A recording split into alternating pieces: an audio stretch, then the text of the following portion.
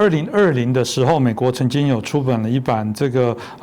白皮书里面提到就是有关中国军事与安全发展的报告，里面当然就是提到中共的野心中共的一些问题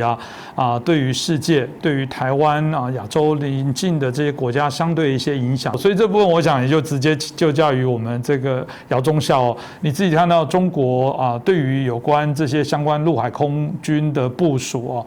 是不是也可以分享一下，让大家了解一下？中共建政70多年以来，当然会把台湾问题作为他的党的这个重大的一个问题来对待，他始终没有放弃过打台湾50年呢，因为韩战的爆发，对台动手就中断了特别是美国第7舰队进来，然后中共就是后面又是什么大药舰、人民公社，自己在那折腾，最后弄了个文化大革命。折腾了10年，当然到文化大革命后期呢，他们也有这个打算，但是呢，那时候呢，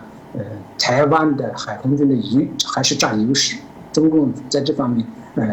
渡海投送能力、制空权、制海权都掌握不住，所以呢，也就作罢了。我就是简单的把这历史回复一下。邓小平上台以后呢，他改变了对台湾的这个统一的步伐和手段。他解决香港和澳门问题，他就寄希望于用这个模式来解决台湾问题，所以1国2制他重点的，他们也知道，中共也知道中共在80年代中期的时候制定了对台作战的叫什么封锁台湾作战预案。封锁台湾的目的是什么呢？因为台湾两头在外，能源进口、产品出口，封锁导致台湾的政治、经济、社会动乱，政党人气，然后找自己的代理人，推行他们所谓的将来会什么台人治台、1国2制、高度自治，甚至他的政策比香港还优惠，台湾还可以保留军队，就是他的这个政策，是这样的。所以调边呢，后来就香港问题解决以后呢，就说台湾问题留给后人解决，他当时也解决不了，他也知道。那么今天维持到今天，我现在说，在习近平以前，习近平没上台的时候，中央军委的这个大政方针还是走和平统一的道路，他们讲的也没有错，因为他没有能力去统一。要和平，但是他也不放弃武力，就是他要通过一定的武力，这个达到扰乱台湾。那么我们现在看，习近平上台以后，他头脑有点膨胀，他认为他的能力已经足够能打台湾，这是他对形势的误判，他没有考虑到这个形势在变化。特别是这个新冠肺炎出来以后，遭到了全世界的围堵。当然，现在他是骑虎难下，他在国内现在是焦头烂额，也可以说大家稍微关注一下中国大陆的事情，焦头烂额15年到17年的军改，寄希望于这个抓住军队，因为中共领导人每个人上来都要抓军队，但是现在是适得其反，没有控制住军队。那我们现在不要讲习近平他的思路，为什么军队对他有反感呢？因素有好几个因素。第一个，他选择性反腐，乱抓人，在军队把军官的这个权利全部拿走，好处全部拿走。当然他后来洗脑都没用，他给军人加工资了。但是你作为将军这一级的，特别是战区司令的，他没有权中共300多个将军被抓，全是束手就擒他反抗都反抗不了，在家里睡得好好的，中纪委把抓过去就关牢里去，他没有安全感中共领导人，中共历来有这么个惯例，上任的新领导要清理前任在军队的代理人。那习近平到今天他自身难保，泥菩萨过河，自身难保。这些将军们应该看到这一点。我跟着你习近平，你下面上来一个人要请你习近平在军队代理人，我懂得。所以军官们，特别是高级军官们，现在属于什么呢？好一点的属于吃强派，观望，啊，出工不出力，好一点的。执行降一点的就反了，就不执行你的命令。你比如说西部战区的情况，一年换4个司令，对吧？为什么在西部战区分呢？因为中印之间的冲突，习近平指挥各方面他都是不当的啊。你跟印度对抗啊，你哪有拿着石头去砸？然后最重要的一个问题，影响非常大的问题，就是印度方面死了20多个人，人家举行国葬；中共死了40多个人，不让说，说了还要抓起来，军人不服啊！你作为一个战区司令，他也要看着自己手下士兵们不服啊。好，这是西部战区。我这么说，下一步习近平要指挥东部战区对台湾作战，军官们会不会对抗习近平？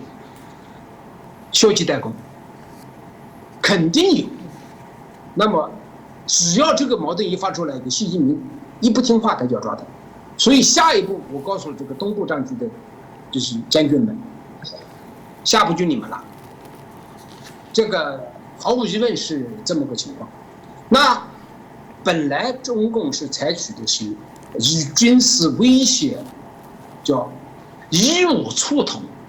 啊，过去是以武促统。现在习近平采取的方式是以武逼降，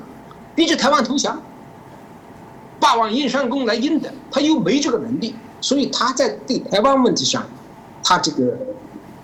根本就行不通。我具体的就也不是想讲这个兵力对比啊，现在各大中共的各大军区，它都有自己的防线。他不可能集中五个战区的兵力来集中对付台湾，他集中对付台湾以后，周边就要都出事了，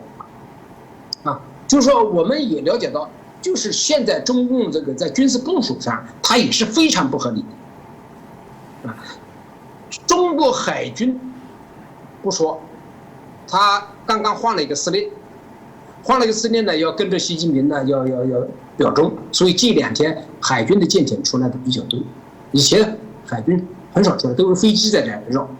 啊，但是空军呢？空军，我在海军航空兵海事航空部服役，那么我对台作战的制空权，空军这一块比较熟。那么对台作战，航空兵作战，主要的是海军航空兵和空军航空兵。我们现在说，空军航空兵担负的任务是什么呢？是制空权。海军航空兵担负的任务是什么呢？是对海攻击、对地攻击，主要是这个。那么你空军能掌握掉制空权吗？掌握不了。台湾现在的作战方针非常明确，啊，一旦开战，台湾那么多飞弹，中共的一线之长绝对要把它干掉。他2线之长没有几个，而且他2线之长的飞机以后，他的这个作战半径受到大大的影响，所以在台海作战的时候，空军根本就是中共的空军根本就掌握不了制空权，尤其是这个美日都是远程打击，预警机，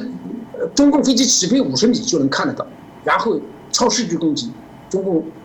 飞行员不敢的。海军就不要说了，对吧？你舰艇你吹牛什么很大很大，越大越不好办。航空母舰055大驱075，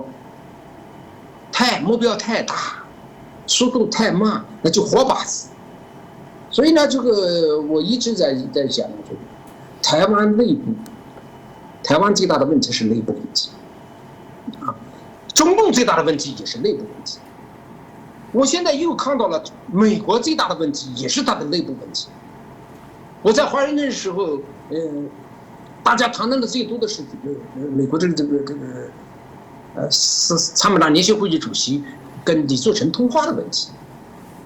这个应该严格来说，作为一个军人说不能这么做，